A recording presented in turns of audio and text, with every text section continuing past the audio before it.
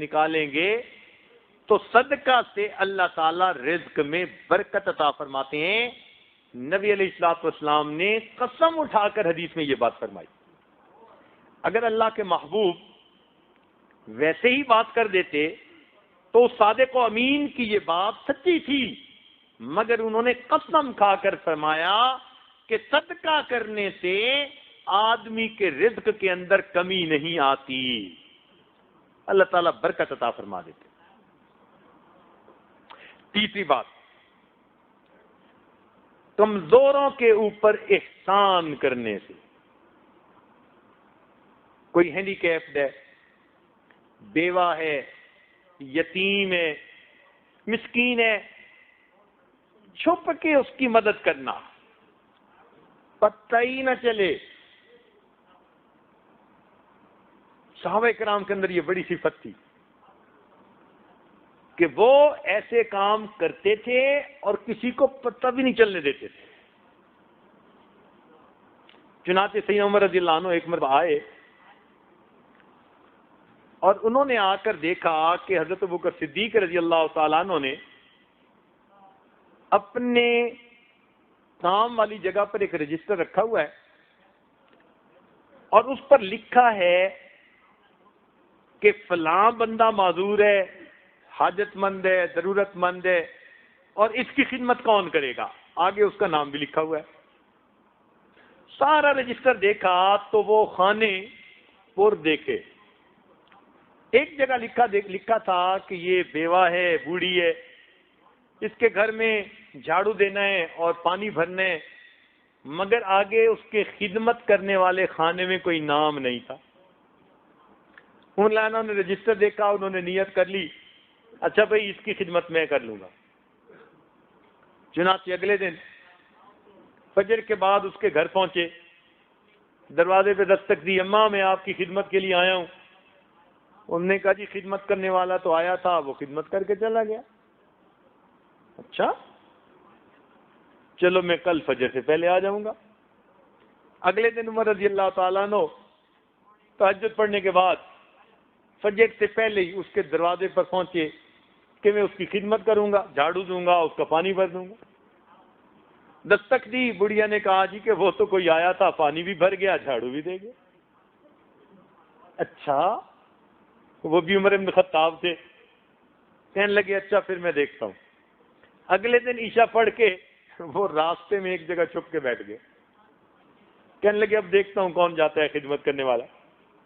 آدھی رات، جب گہری رات تھی نا، اس وقت اچانک انہوں نے دیکھا کہ کوئی آہستہ آہستہ قدموں سے اس بڑھیا کے دروازے کی طرف جا رہا ہے.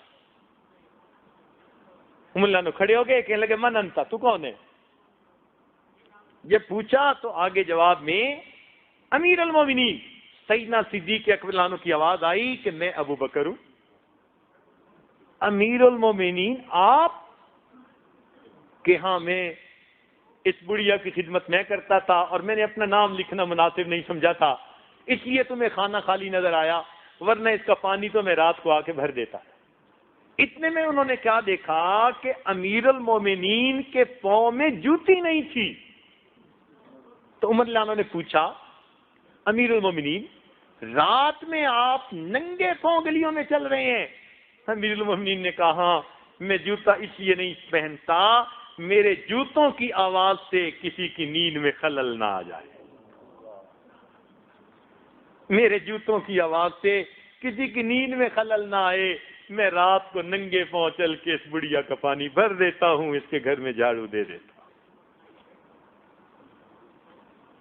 ایسا اللہ کی رضا کے لیے کام کرتے تھے. تو ہم بھی اگر کسی پر احسان کریں تو یوں چھپ کے کریں. آج تو ہماری حالت یہ ہے نا کہ ہم دائیں ہاتھ سے گناہ کرتے ہیں، بائیں کو پتہ نہیں چلنے دیتے،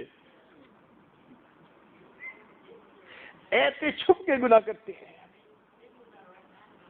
صحابہ کرام دائیں ہاتھ سے صدقہ کرتے تھے اور بائیں ہاتھ کو پتہ نہیں چلتا تھا. امام زین العابدین رحمۃ اللہ علیہ جب ان کی وفات ہوئی تو نہلانے والے نے، غسال نے دیکھا کہ ان کے کندھے کے اوپر نا ایک کالا سا نشان ہے.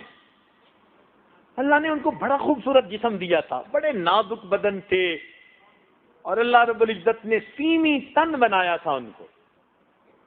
اتنا خوبصورت جسم اور ایسا کالا سا نشان.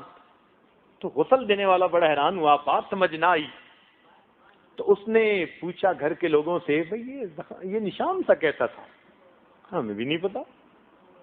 بات ان کی اہلیہ تک پہنچی، جی نشان کیسا تھا؟ ان کا جی ہمیں بھی پتہ نہیں ہے.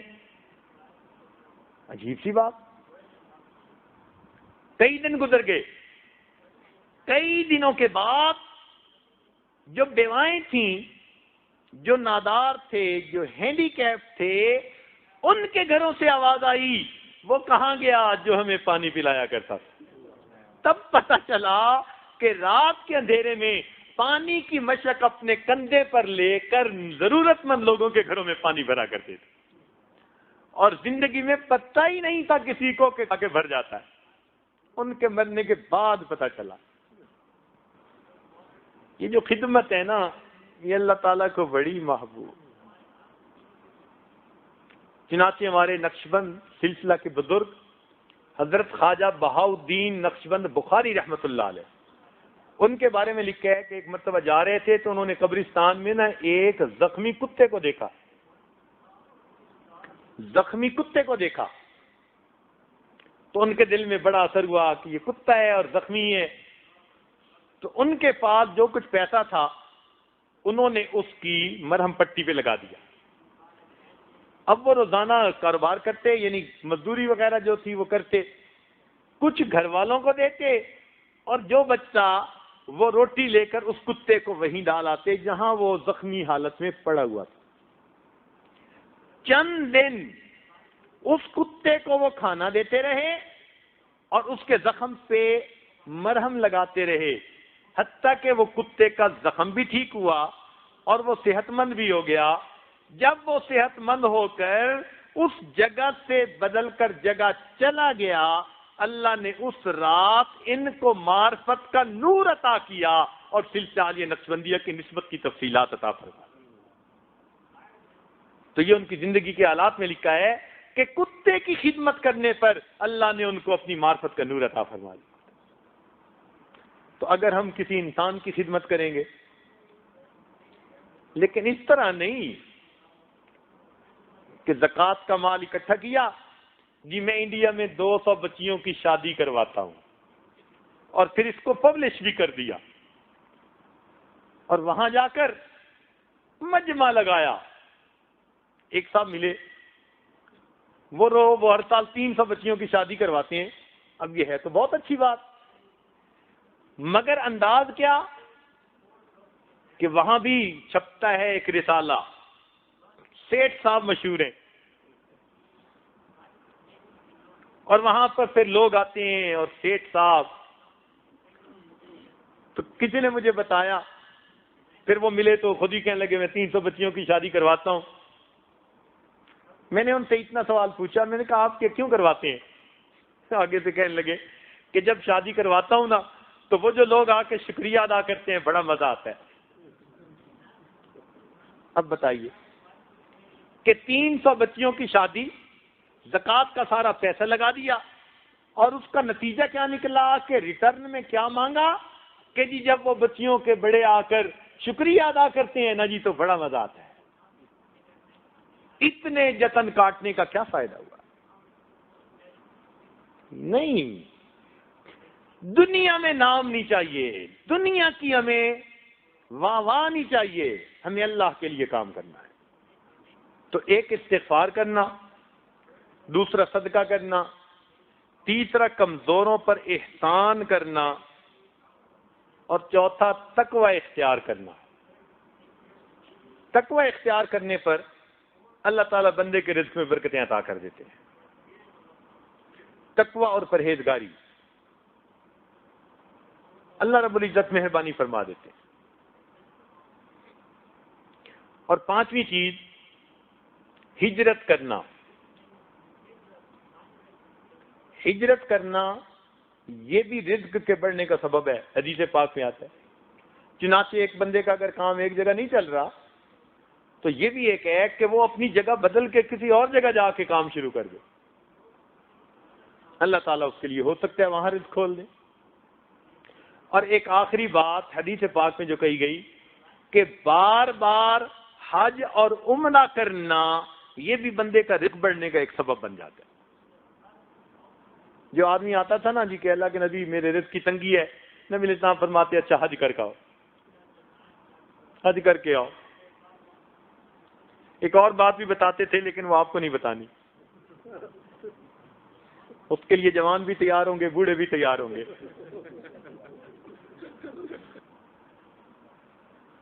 تو اگر یہ چند اعمال اپنائے جائیں تو ان اعمال سے انسان کے رزق کے اندر برکت آ جاتی ہے۔ کچھ لوگوں کو اللہ تعالیٰ دیتا ہے تو وہ کثرت سے حج اور عمرہ کرتے ہیں، یہ اچھی عادت ہے۔ بعض لوگ کہتے ہیں جی کہ کیوں ہر سال حج کرتے ہیں، کسی کو کروا دیں، کسی پہ خرچ کر دیں۔ تو بھائی دیکھو، جیسے سیل فون سارا دن چلتا رہے نا تو اس کی بیٹری ڈاؤن ہو جاتی ہے اور پھر اس کو چارجر کے ساتھ لگانا پڑتا ہے۔ بالکل اسی طرح ہم جب سارا سال دین کا کام کرتے ہیں، کاروبار کرتے ہیں، تو پھر بندے کی کیفیات کی بیٹری بھی ڈاؤن ہو جاتی ہے اور اس کا چارجر اللہ نے اپنا گھر بنایا ہوا ہے۔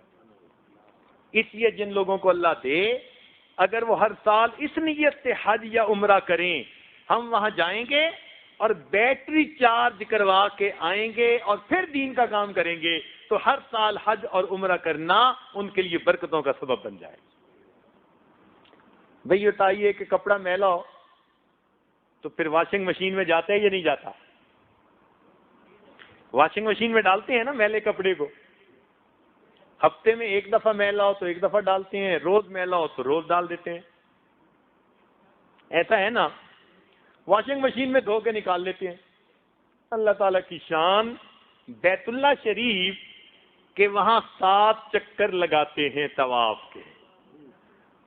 واشنگ مشین میں بھی تو چکر لگتے ہیں نا۔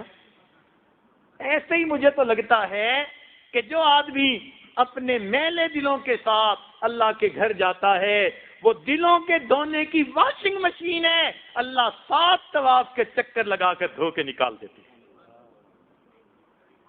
اس کی دعائیں کرنی چاہیے، اللہ رب العزت سے مانگنا چاہیے۔ اور ویسے بھی جن کو اللہ دے وہ ہر سال حج کریں۔ کیوں؟ اب حالات ایسے ہیں، کیا پتہ کون سا حج ایسا ہو جس میں اللہ کے مقبول بندے دنیا میں ظاہر ہو جائیں، تو اس نیت سے حج کرے گا تو اور دگنا ثواب مل جائے گا۔ اعمال صالحہ کا ایک فائدہ کہ اللہ تعالیٰ برکتیں عطا فرما دیتے ہیں، صرف رزق میں نہیں، ہر چیز میں برکت، صحت میں برکت، عمر میں برکت، وقت میں برکت، عقل سمجھ میں برکت، اولاد میں برکت، دین میں برکت، عزت میں برکت، ہر چیز میں اللہ تعالیٰ برکتیں عطا فرما دیتے ہیں۔ چنانچہ ارشاد فرمایا وَلَوْ أَنَّ أَهْلَ الْقُرَىٰ آمَنُوا وَاتَّقَوْا، قرآن عظیم الشان، دیکھو اللہ کا کلام کیسا۔ اللہ تعالیٰ فرماتے ہیں اگر یہ بستی دیسوں والے ایمان لاتے، تقوی کو اختیار کرتے، لَفَتَحْنَا عَلَيْهِمْ بَرَكَاتٍ مِّنَ السَّمَاءِ وَالْأَرْضِ، ہم آسمان زمین سے برکتوں کے دروازے ان پر کھول دیتے۔ اللہ تعالیٰ برکتوں کے دروازے پھر کھول دیتے۔ وقت میں برکت ہو جاتی ہے، تھوڑے وقت میں زیادہ کام سمیٹ لیتا ہے۔ آپ نے دیکھا نا کچھ لوگوں کو، وہ کہتے ہیں یار سارا دن بھاگتے رہتے ہیں، کام سمٹتے نہیں ہیں، ہوتے ہوتے کام رہ جاتا ہے، بنتے بنتے کام بگڑ جاتا ہے۔ کیا وجہ ہوتی ہے؟ برکت نہیں ہوتی۔ اور جن کو اللہ تعالیٰ مہربانی کر کے برکت دے دیتا ہے، تھوڑے وقت میں اللہ تعالیٰ ان کے زیادہ کاموں کو سمیٹ دیتا۔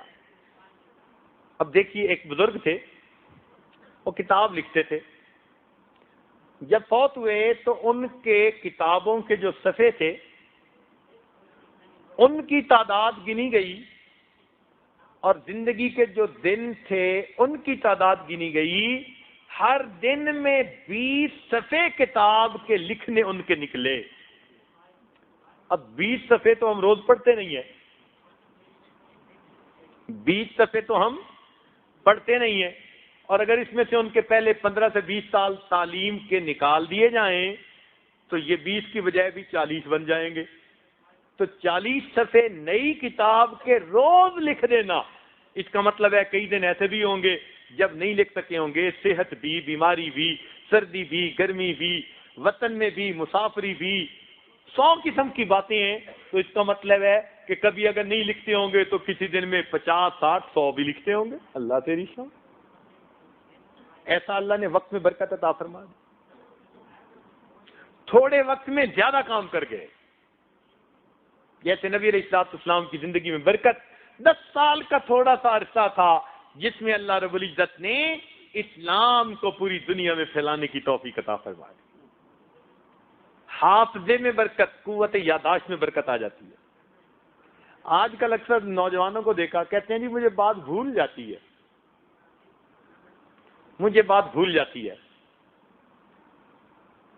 عورتیں بھی اس کا شکوہ کرتی ہیں، مرد بھی شکوہ کرتے ہیں۔ تو ایک تو گناہوں کی وجہ سے یادداشت کم ہو جاتی ہے، عصیان کی وجہ سے نسیان کی مرض ہو جاتی ہے، بات ہی نکل جاتی ہے ذہن سے، بھول جاتے ہیں۔ اللہ تعالیٰ نے ہمارے اکابر کو وہ برکت دی تھی کہ ان کی یادداشت النقش کل حجر کی مانند بن گئی تھی، پتھر پہ لکیر ہوتی ہے نا جیسے، ایسے بن گئی تھی۔ ابو ہریرہ رضی اللہ عنہ نے جب اسلام قبول کیا تو بڑھاپے کی عمر تھی، اور 2-2.5 سال ہی ان کو نبی علیہ السلام کی صحبت نصیب ہوئی ہے۔ فتح خیبر کے وقت مسلمان ہوئے تھے، تو اس کے بعد تھوڑی زندگی تھی محبوب کی اس دنیا میں، شروع میں باتیں بھول جاتے تھے۔ کہتے ہیں میں نے نبی علیہ السلام سے عرض کیا، اللہ کے نبی میں باتیں بھول جاتا ہوں۔ اللہ کے محبوب نے فرمایا ابو ہریرہ چادر پھیلاؤ۔ کہتے ہیں میں نے چادر پھیلائی، اللہ کے نبی ایسے جیسے کوئی چیز اس میں ڈال رہے ہوں، ایسے اشارہ کیا اور فرمایا اس کو لے لو۔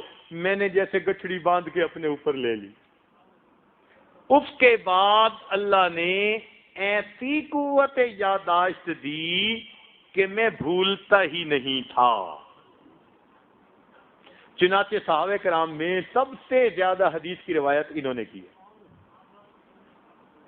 عبد الملک بن مروان کو ایک مرتبہ شک ہوا کہ بھائی اتنی حدیثیں یہ بیان کرتے ہیں تو یہ لفظاً بیان کرتے ہیں یا روایت بالمعنی کرتے ہیں؟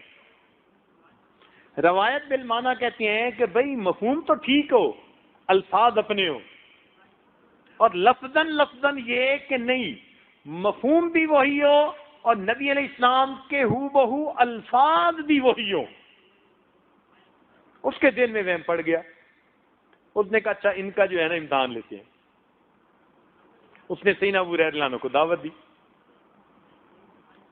اب جب دعوت دی تو کھانا کھایا، کھانے کے بعد اس نے ایک پردہ لگا ہوا تھا، اس کے پیچھے اس نے دو کاتب بٹھائے ہوئے تھے، اور ان کو کہا کہ جو یہ کہیں آپ دونوں نے لکھنا ہے، اور ان سے فرمائش کی کہ جی آپ ہمیں نبی علیہ السلام کی احادیث سنائیے۔ چنانچہ انہوں نے 100 سے زیادہ نبی علیہ السلام کی احادیث سنائی۔ وہ کاتب لکھتے رہے، محفل ختم ہو گئی۔ 1 سال گزر گیا۔ 1 سال کے بعد اس نے پھر ان کو دعوت دی اور ان دونوں کاتب کو بلایا اور کہا کہ تم اپنا ریکارڈ لے کر بیٹھنا، میں ان سے کہوں گا کہ یہ وہی حدیثیں سنائیں جو پچھلے سال سنائی تھی، اور جہاں فرق ہو تم نشان لگاتے جانا۔ ابو ہریرہ عنہ کو کچھ پتہ نہیں ہے۔ چنانچہ کھانا کھایا، پھر حدیث سنانے کی محفل ہوئی تو وہ کہنے لگا جی پچھلے سال جو سنائی تھی نا بڑا مزہ آیا تھا، وہی حدیثیں پھر سنا دیجئے۔ ابو ہریرہ رضی اللہ عنہ نے وہی حدیثیں پھر سنائی، دونوں کاتبوں نے ان کو املاس کے ساتھ ملایا اور ان کو کہیں پر ایک حرف کا فرق بھی نظر نہ آیا. یہ قوت یادداشت. امام بخاری رحمۃ اللہ علیہ جب بصرہ پہنچے تو بصرہ کے علماء نے نا ان کا بڑا استقبال کیا، کیونکہ اس وقت وہ امام بخاری حافظ مشہور ہو چکے تھے. اچھا، آج تو حافظ کہتے ہیں نا قرآن پاک کے حافظ کو، پہلے زمانے میں حافظ کا لفظ حافظ حدیث کے لیے استعمال ہوتا تھا. حافظ ابن قیم، حافظ ذہبی، یہ سب حافظ ابن کثیر، یہ حدیث کے الفاظ تھے. قرآن پاک تو حافظ ہوتا ہی تھا ہر ایک کو، کسی کو کامل ہوتا تھا، کسی کو ذرا کم ہوتا تھا، کچھ نہ کچھ تو ہر ایک کو یاد ہوتا تھا. تو یہ لفظ استعمال ہوتا ہی حدیث کے الفاظ کے لیے تھا. تو حافظ اسماعیل بخاری مشہور ہو گئے تھے. تو بصرہ کے علماء نے کہا کہ بھائی ان کا امتحان لینا ہے. اب جب علماء امتحان لینے کے لیے تیاری کریں تو اللہ ہی اس میں کامیاب کرے.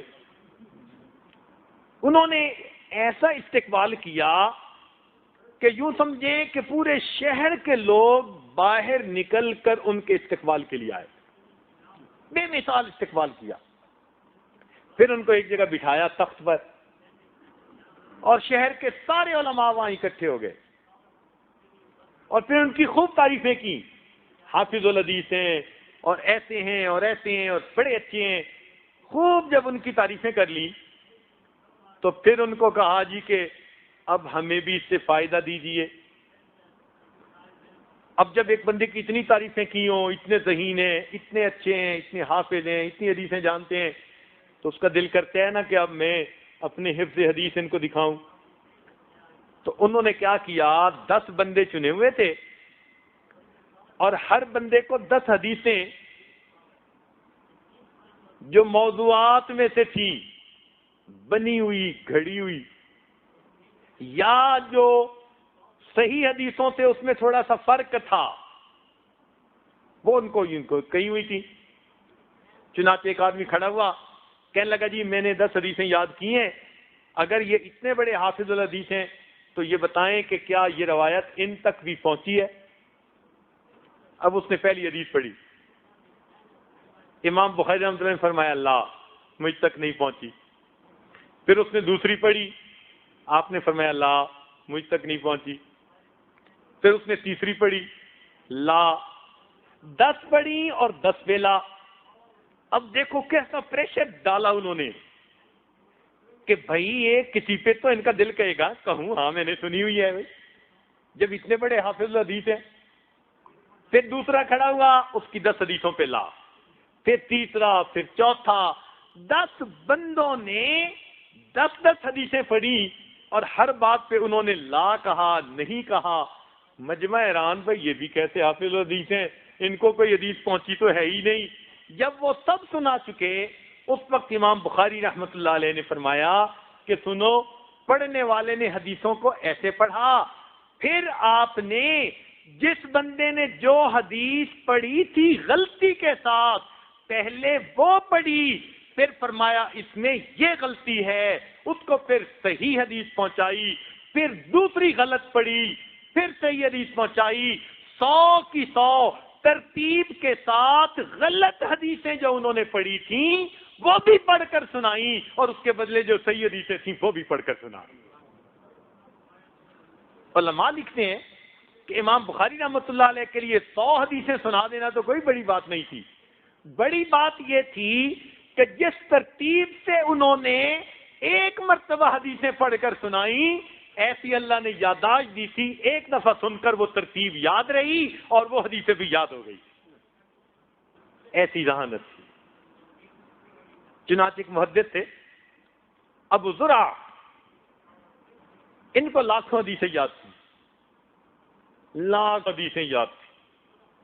اللہ تعالیٰ کی شان دیکھیں کہ ان کا ایک شاگرد تھا، اس کی شادی ہوئی اور ایک دن وہ حدیث کے درس میں آیا تو ذرا دیر ہو گئی. جب واپس پہنچا تو بیوی اس دن ذرا موڈ میں تھی، مزاج گرم تھا، تو اس نے جھگڑنا شروع کر دیا. بیٹھے رہتے ہیں، وقت ضائع کر کے آ جاتے ہیں، ہم تو بندے ہی نہیں، انتظار کرتے ہیں، بھوک لگی ہوئی تھی، کھانا کھانا تھا، جیسے باتیں ہوتی ہیں۔ اس نے کہا بھائی میں وہاں ایسے ہی تو نہیں وقت ضائع کرنے گیا، میں علم حاصل کرنے گیا ہوں۔ وہ کوئی زیادہ ہی ناز میں تھی، غصے میں آ کے کہنے لگی تیرے استاد کو کچھ نہیں آتا، تو وہاں جا کے کیا سیکھے گا؟ اب جب اس نے یہ لفظ کہہ دیا کہ تیرے استاد کو کچھ نہیں آتا تو وہاں جا کے کیا سیکھے گا، تو نوجوان تھا اور لگتا ہے کہ اس کو بھی کوئی آج کل کا دماغ ملا ہوا تھا، اس نے بھی فوراً کہہ دیا اچھا اگر میرے استاد کو 1,00,000 حدیثیں یاد نہ ہوں تو پھر تجھے 3 طلاق ہے۔ لو، اب رات تو ذرا گرمی سردی میں گزر گئی، صبح اٹھ کے بیوی کو بھی فکر کہ کہیں طلاق ہی نہ واقع ہو گئی ہو، تو بیوی نے پوچھا کہ جی وہ کیا بنا طلاق کا؟ اس نے کہا بھئی مشروط تھی، تو میں حضرت سے پوچھتا ہوں اگر تو ان کو 1,00,000 حدیثیں یاد تو طلاق نہیں ہوئی ورنہ ہو گئی۔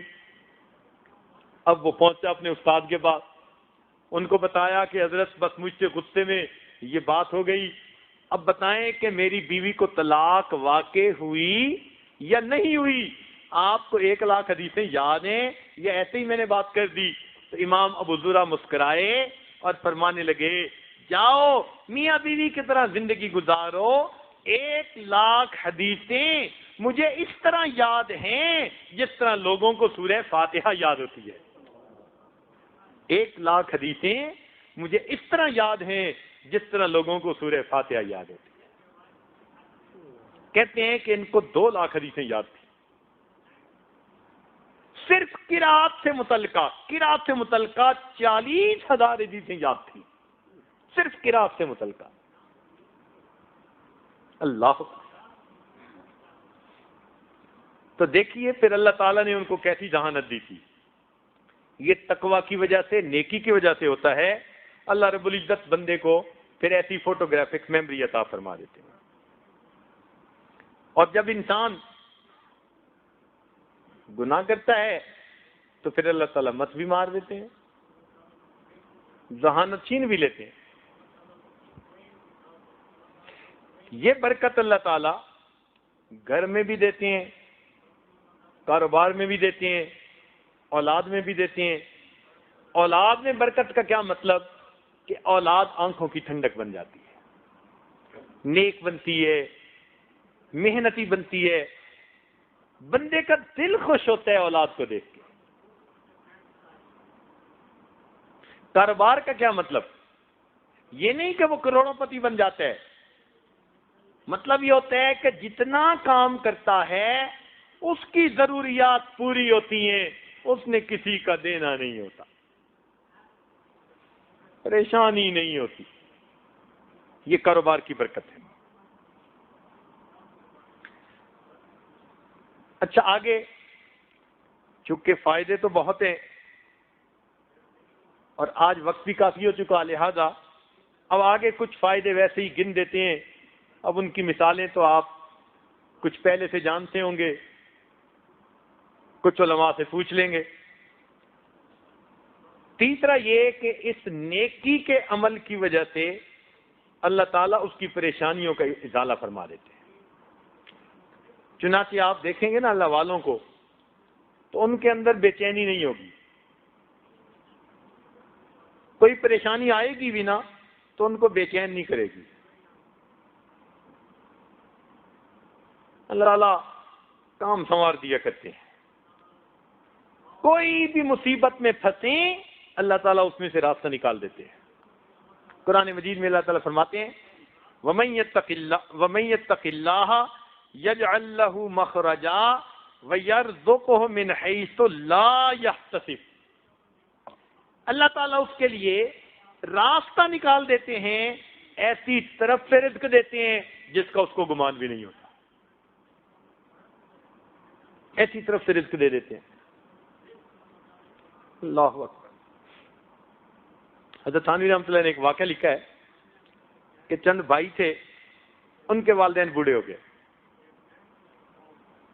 ان میں سے ایک تو بڑا شوق سے خدمت کرتا، باقی بس خدمت کرتے جیسے بوجھ دور کر رہے ہو۔ تو چھوٹے نے ان سے کہا کہ بھئی میرے ساتھ ایک ڈیل کر لو. انہوں نے کہا کیا؟ اس نے کہا کہ بھائی والد کی خدمت اکیلے مجھے کرنے دو اور جائیداد جتنی ہے نا مجھے بے شک نہ دینا، آپ سب آپس میں تقسیم کر لینا. وہ بڑے خوش ہو گئے. چنانچہ اس نے ڈیل کر لی، والدین کی خدمت کرتا رہا.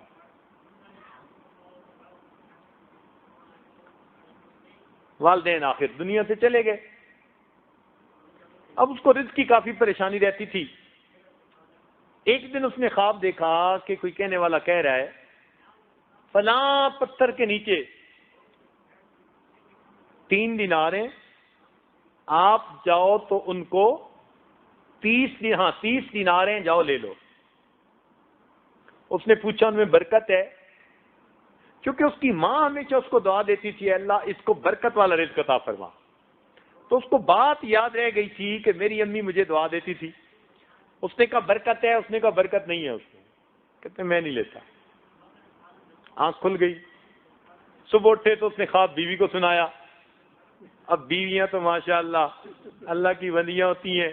اس نے کہا بے شک تم نہ لینا، جا کے دیکھو پڑے ہوئے ہیں یا نہیں پڑے ہوئے. انہوں نے کہا جب میں نے لینے نہیں تو میں نے جانا بھی نہیں.